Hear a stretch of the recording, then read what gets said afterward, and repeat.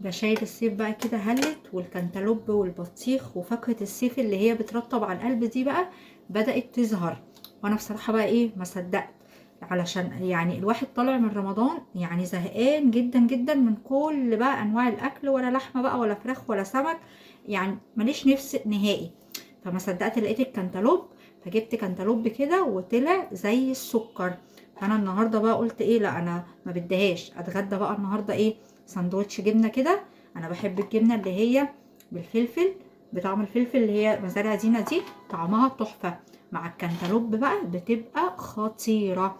جبنه بقى وكنتالوب، جبنه وعنب، جبنه وبطيخ، هي دي اكلات الصيف اللي بترطب كده على القلب وتخلي الواحد كده مش زهقان ونفسه مفتوحه. فده كده غدايا النهارده. قولوا لي بقى مين زي كده بيحب ياكل الجبنه، اي نوع جبنه بقى، سواء جبنه بيضه جبنه تركي، المهم جبنه تكون حادقه وليها طعم كده.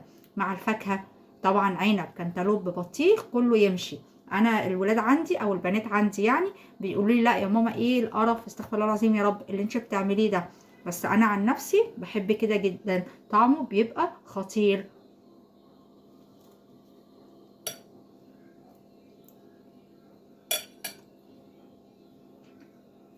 احلى اكل والله. جربوا كده الميكس ده مع بعض بيبقى فظيع.